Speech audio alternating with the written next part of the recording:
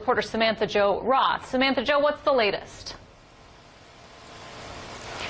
Well, Karina, President Trump urged members of his own party to overcome sharp divisions on immigration at a retreat in West Virginia. Now, immigration is one of the most pressing issues here in Washington.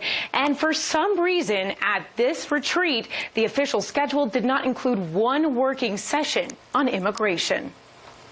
If we're united, if we work together for the good of the nation, and we can fulfill our sacred duty. President Trump urged his fellow Republicans to embrace his immigration framework at a yearly GOP policy retreat in West Virginia. We're going to have to compromise unless we elect more Republicans. We have to be willing to give a little in order for our country to gain a whole lot. The president wants his plan, which includes a pathway to citizenship for so-called dreamers, as well as funding for a wall along the U.S.-Mexican border, to be considered in the Senate. You have certainly a significant core of the Republican caucus that is perhaps further to the right on immigration than even.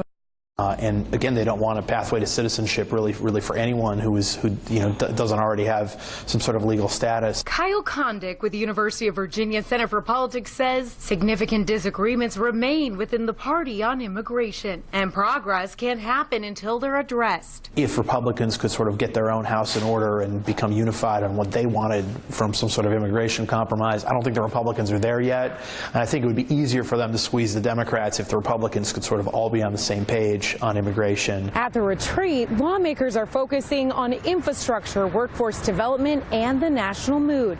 But missing from the official retreat agenda is the topic of immigration. And there's just a lot going on up in the air, and you'd think that a conference of the members of Congress would try to iron these things out. Many conservatives don't support the current White House framework because they're uneasy about extending what they call amnesty to anyone in the U.S. illegally. So I think that that's the biggest thing for most people is they're not opposed to them becoming citizens. They just don't want a special pathway there.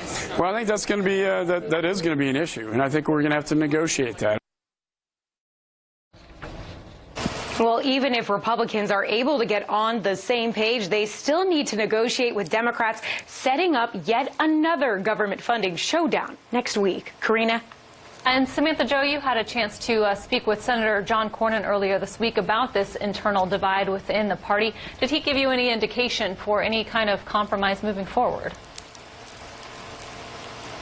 Well, Karina, the senator really was unclear at this point how he's going to unite this party. He said something along the lines of, sometimes leaders aren't able to do that, and sometimes he was hoping that President Trump, with his speech, maybe would send a message that could go over everyone's heads, and really speak people. At this point, it's really unclear how they're going to come together. Obviously, this is an issue that divides Texans. Senator Ted Cruz really objecting to that pathway to citizenship at this point. So obviously, this is a wait-and-see game. But yeah, the clock is ticking to another government funding deadline, and that DACA program with a deadline coming up right around the corner. Karina? A lot of questions still remain. Samantha-Jo